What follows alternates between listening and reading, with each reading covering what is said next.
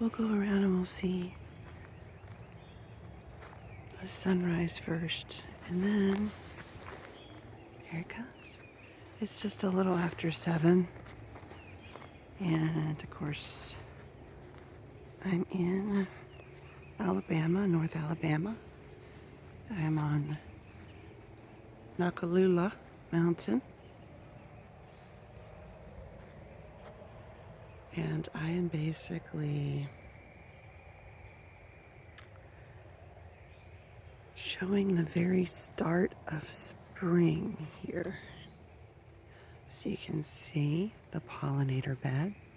It's my pollinator bed where I have lots of native plants. Things are popping.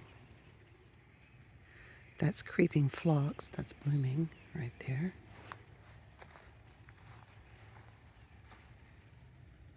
You can also see that I let these little bluets,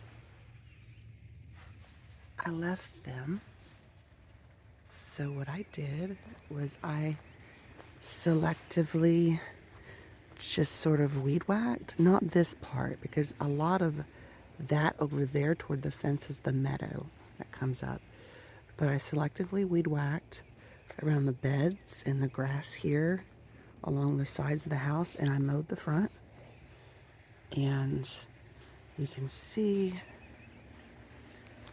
I just let these come up and they thicken each year. Had some daffodils, or some buttercups rather, over there, but they've already bloomed. You can see where they were. But I just sort of let the wildflowers come up. After they reseed, I'll mow a path around here, and the meadow's going to be over here. This is all the meadow. Right over there is the meadow. So, and our one willow right there.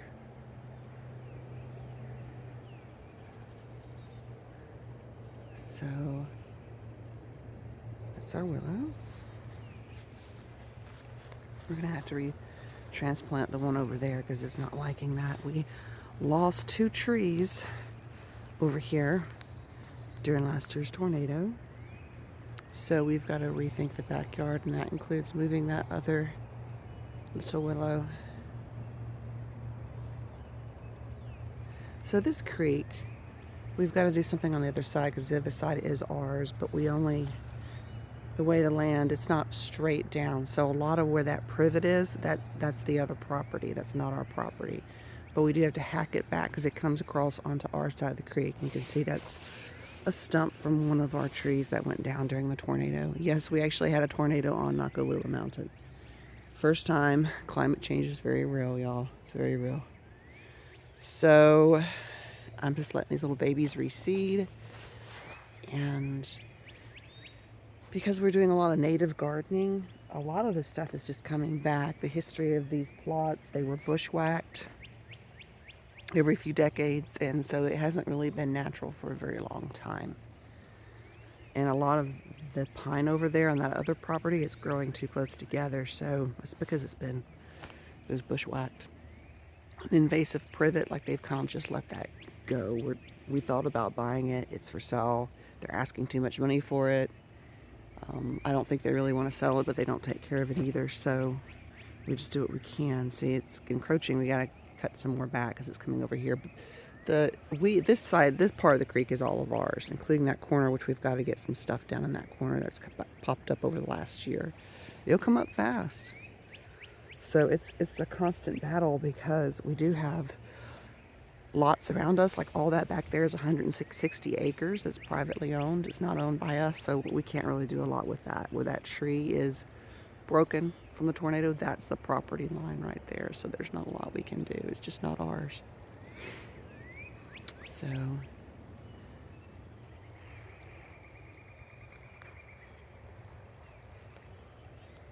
I do worry about it because the undergrowth is not really safe. A lot of it's not native stuff, but you know, it's not my property.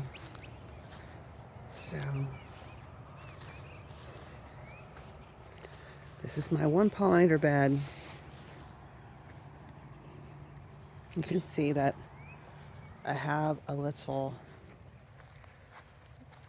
native bee house for solitary native bees, for carpenter bees and bumblebees, and There's a little hole. Someone lives here. We have rabbits. This is a rabbit warren. We have lots of little critters that we just sort of let be. That's what happens when you have a meadow. You have lots of the native stuff. The only thing we have to treat this meadow for are the fire ants because they are invasive. And these are other beds. That's kind of half of an herb bed, but I've put some native stuff. And this is completely going to native stuff. It seems like the bee balm, warning, bee balm will take over like wildfire. That's okay though, because I need it to push out a lot of the non-native stuff. Now this is catnip. It will too. It's not necessarily native, but pollinators love it, and I keep it contained in my beds. I'm not too worried about herbs and stuff like that. I'm more worried about stuff like privet, like that stuff. That's the serious stuff. People call things invasive just because they get, I don't know, pissy. And we have a lot of miscommunication within a lot of said groups that think they speak for the environment, what they consider invasive and what they consider non-invasive. And a lot of times they get that incorrect, so you really need to fact check them and just look it up for yourself and make sure you get legitimate sources. I don't trust a goddamn thing the Audubon Society says because they're full of shit, but you know. I'm married to a physicist and I've been through grad school, and I find that they make so many mistakes and they ain't going to correct it. So here we go. This is a lot of my plants that are coming up.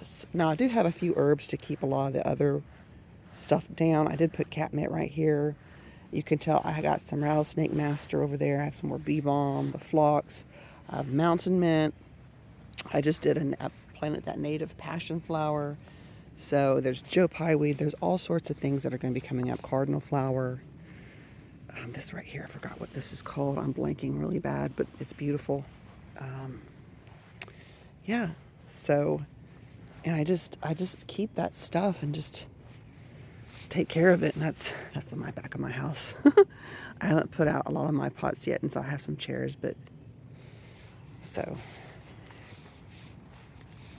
in my shadow. But I thought the morning light was so pretty, and I just had to show you that because, again, it's just after 7.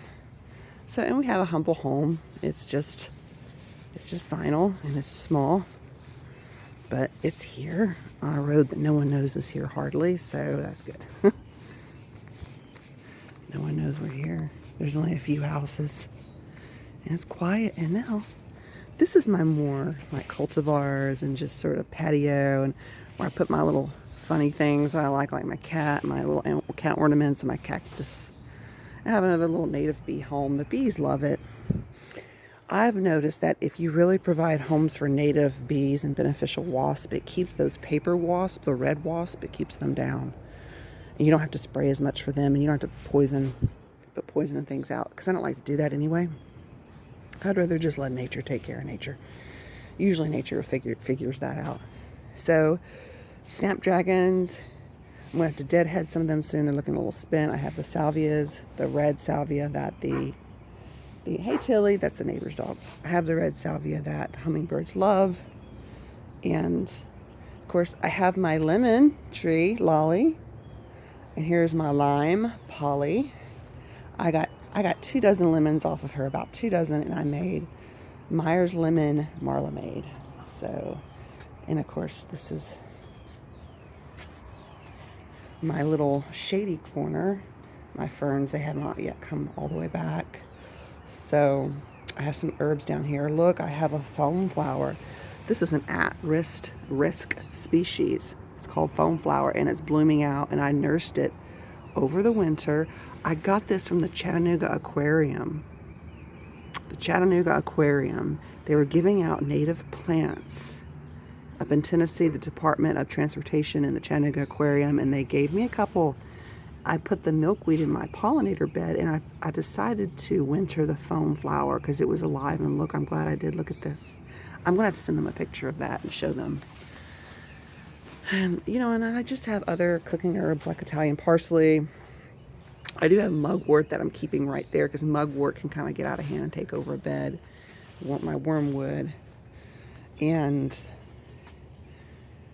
I have some cornflower that I planted from seed and just stuff like that.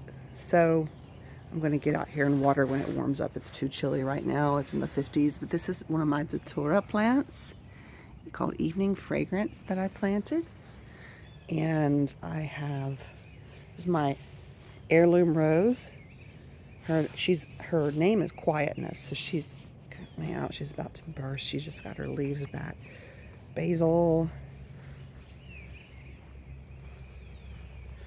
This is my other datura plants, my ballerina purple, and I'm really excited. I've grown this one before and I love it. This is my clary sage. I got all these from the Growers Exchange. You can see the tags. I love the Growers Exchange. I'm going to link them. I've talked about them before. They carry a lot of native plants and herbs. And this is wild blue indigo right here.